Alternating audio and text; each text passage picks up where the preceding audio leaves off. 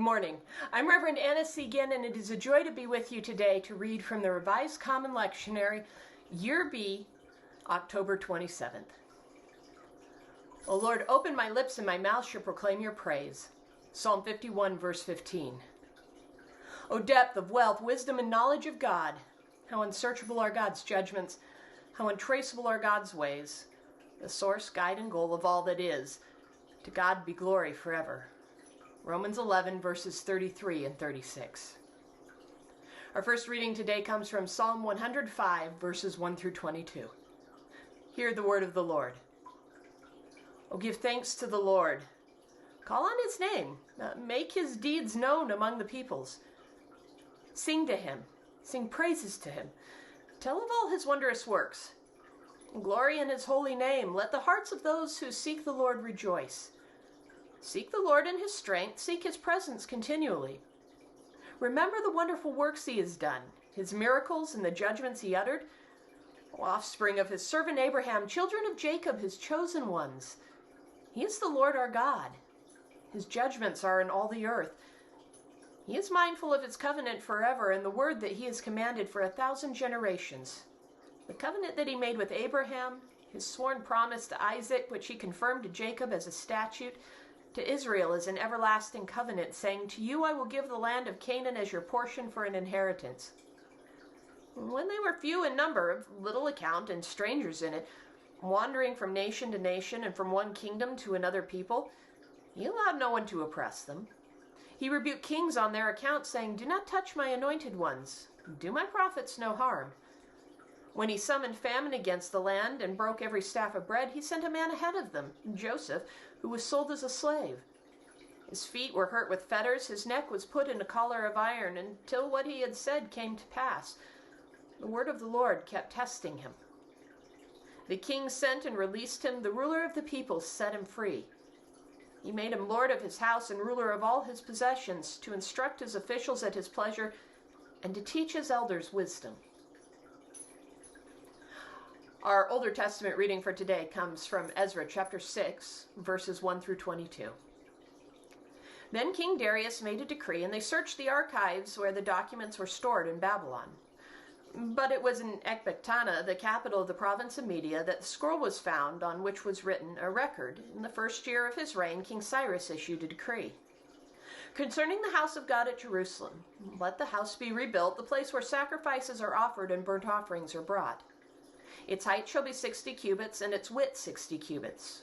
With 3 courses of hewn stone and 1 course of timber, let the cost be paid from the royal treasury. Moreover, let gold and silver vessels of the house of God, which Nebuchadnezzar took out of the temple in Jerusalem and brought to Babylon, be restored and brought back to the temple in Jerusalem, each to its place. You shall put them in the house of God. Now you, Tatnai, governor of the province beyond the river, Shethar-Bozenai and your associates, the envoys in the province beyond the river, keep away. Let the work on this house of God alone. Let the governor of the Jews and the elders of the Jews rebuild this house of God on its site. Moreover, I make a decree regarding what you shall do for these elders of the Jews for the rebuilding of the house of God. The cost is to be paid to these people, and in full and without delay, from the royal revenue, the tribute of the province beyond the river. Whatever is needed, young bulls, rams, or sheep for burnt offerings to the God of heaven, wheat, salt, wine, or oil, as the priests of Jerusalem require. Let that be given to them day by day without fail, so that they may offer pleasing sacrifices to the God of heaven and pray for the life of the king and his children. Furthermore, I decree that if anyone alters this edict, a beam shall be pulled out of the house of the perpetrator, who then shall be impaled on it. The house shall be made a dunghill. May the God who has established his name there overthrow the king or any people who shall put forth a hand to alter this, or to destroy this house of God at Jerusalem. I, Darius, make a decree. Let it be done with all diligence. Then, according to the word sent by King Darius, Tatnai, the governor of the province beyond the river, Shethar-Bozenai and their associates did with all diligence what King Darius had ordered. So the elders of the Jews built and prospered, through the prophesying of the prophet Haggai and Zechariah son of Iddo. They finished their building by command of the God of Israel and by the decree of Cyrus, Darius, and King Artaxerxes of Persia. And this house was finished on the 3rd day of the month of Adar, in the 6th year of the reign of King Darius. The people of Israel, the priests and the Levites, and the rest of the returned exiles celebrated the dedication of this house of God with joy. They offered at the dedication of this house of God 100 bulls, 200 rams, 400 lambs, and as a sin offering for all Israel, 12 male goats according to the number of the tribes of Israel. Then they set the priests in their divisions and the Levites in their courses for the service of God at Jerusalem, as it is written in the book of Moses. On the 14th day of the 1st month, the returned exiles kept the Passover. For both priests and Levites had purified themselves. All of them were clean. So they killed the Passover lamb for all the returned exiles and their fellow priests, and for themselves. It was eaten by the people of Israel who had returned from exile, and also by all who had joined them and separated themselves from the pollutions of the nations of the land to worship the Lord, the God of Israel. With joy they celebrated the festival of unleavened bread 7 days, for the Lord had made them joyful, and had turned the heart of the king of Assyria to them, so that he aided them in the work of the house of God, the God of Israel. Our second Older Testament reading for today comes from Lamentations Chapter 2, verses 8 through 15. The Lord determined to lay in ruins the wall of daughter Zion. He stretched the line. He did not withhold his hand from destroying. He caused rampart and wall to lament, and they languished together. Her gates have sunk into the ground. He has ruined and broken her bars. The kings and princes among the nations. Guidance is no more, and her prophets obtain no vision from the Lord. The elders of daughter Zion sit on the ground in silence. They have thrown dust on their heads and put on sackcloth. The young girls of Jerusalem have bowed their heads to the ground.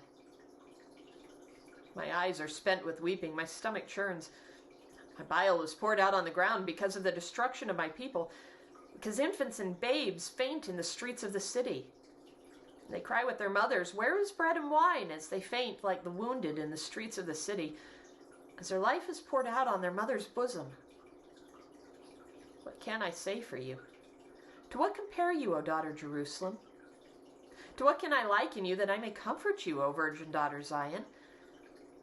For vast is the sea of your ruin. Who can heal you? Your prophets have seen for you false and deceptive visions. They have not exposed your iniquity to restore your fortunes, but have seen oracles for you that are false and misleading. All who pass along the way clap their hands at you. They hiss and wag their heads at daughter Jerusalem.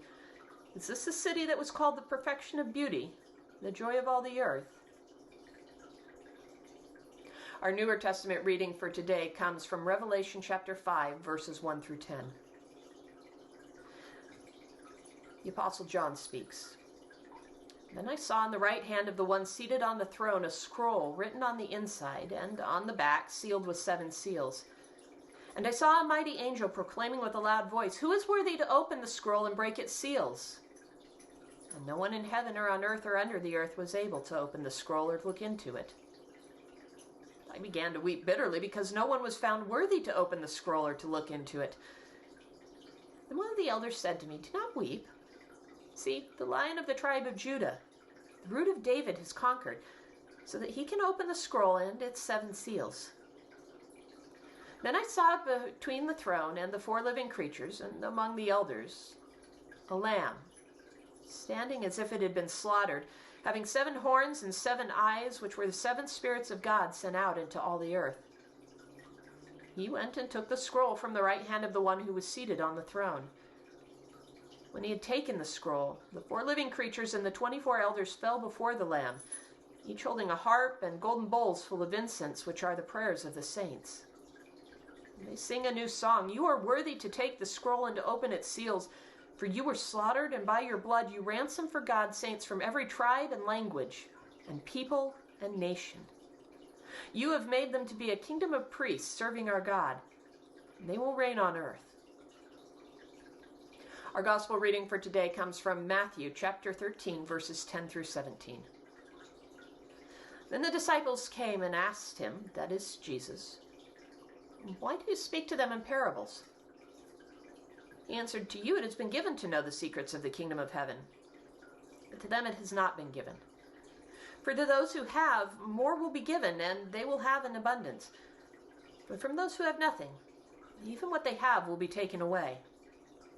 The reason I speak to them in parables is that seeing they do not perceive, and hearing they do not listen, nor do they understand.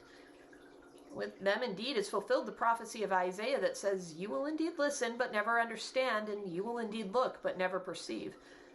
This people's heart has grown dull, and their ears are hard of hearing, and they have shut their eyes, so that they might not look into with their eyes, and listen with their ears, and understand with their heart, and turn, and I would heal them." Blessed are your eyes, for they see, and your ears, for they hear. Truly I tell you, many prophets and righteous people longed to see what you see, but did not see it, and to hear what you hear, but did not hear it. This is the word of the Lord. If you enjoyed today's readings, I encourage you to like, subscribe, and share, and I will see you back here tomorrow. God bless.